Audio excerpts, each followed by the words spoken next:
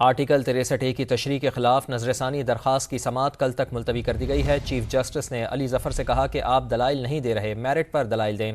अदालत ने PTI वकील की मौक्कल से मिलने की इस्तदा मंजूर कर ली है। मजीद जान लेते हैं, समग्र नुमाइंदे सुहेल रशीद हमारे साथ मौजूद हैं। सुहेल, बताइएगा अदालती कार्रवाई से मुताल्लिक आज जो समाअत में हुई है। देखिए, बुनियादी तौर पर आज तो बानी PTI के वकील बैरिस्टर अली जफर ने दलाइल का आगाज किया था, लेकिन मेरिट्स की तरफ वो अपने दलाइल नहीं दे जा सके। उनके बुनियादी जो दलाइल थे इब्तदाई, वो एतराज़ात पर मबनी थे। उन्होंने एक तो बेंच की तश्कील पर एतराज़ उठाया, उसके अलावा जो प्रैक्टिस एंड प्रोसीजर एक्ट के तहत कायम कमेटी है उसकी वर्किंग पर भी उन्होंने एतराज़ उठाया, और फिर जस्टिस मुनीब अख्तर की अदम मौजूदगी में बेंच को मजीद कार्रवाई जारी न रखी जाए, ये भी उनकी इस्तदा थी।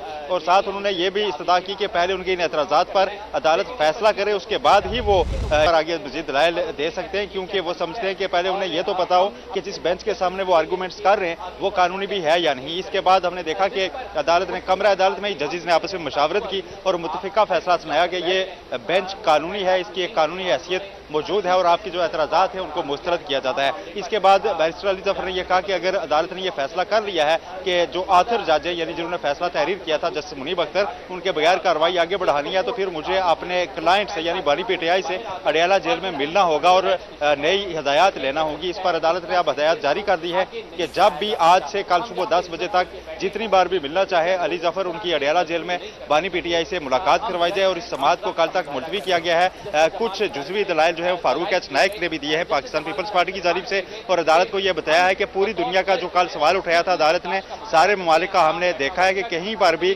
फ्लोर क्रॉसिंग के ऊपर नाअहली तो मौजूद है, लेकिन वोट ना गिना जाना, ऐसा कहीं भी कोई कानून नहीं है, कोई भी फैसला नहीं है, कोई ऐसा असूल दुनिया के किसी भी मुल्क में मौजूद नहीं है। साथ ये भी फारूक एच नाइक का एक मौकफ सामने आया कि जो सुप्रीम कोर्ट का आर्टिकल 63 में फैसला था वो बुनियादी तौर पर सदारती रेफरेंस पर राय थी, उसको राय ही समझा जाना चाहिए, जो कि बाइंडिंग नहीं होती, यानी उस पर अमल दरामद कोई लाजमी शर्त नहीं होती। और जो उसको क्लब किया गया था 184(3) की दरखास्तों के साथ, वो बुनियादी तौर पर नहीं किया जा सकता था, इसलिए इस पर अमल दरामद लाजमी नहीं है। ताहम उनसे अब तहरीरी दलाइल तलब किए गए हैं और कल तक इस समाअत को मुलतवी किया गया है। आज की समाअत के दौरान कुछ नाखुशगवार लम्हात भी देखने में आए, जब PTI के एक वकील की जानिब से उठकर रोस्टम पर आकर चीफ जस्टिस पर एतराज उठाया गया और साथ धमकिया मेज लहजा भी अपनाया गया। उस पर भी अब फारूक एच नाइक ने बतौर vice chairman Pakistan bar council अदालत को बताया है कि वो उस वकील को जो सब्तैन काज़मी थे उन्हें नोटिस भी जारी कर रहे हैं इस उनके कंडक्ट के ऊपर। और बैरिस्टर अली जफर ने भी उनसे लाताल्लुकी का इजहार किया। चीफ जस्टिस पाकिस्तान ने अहम रिमार्क्स भी दिए कि अब अदालती अमूर में शफाफियत आ चुकी है,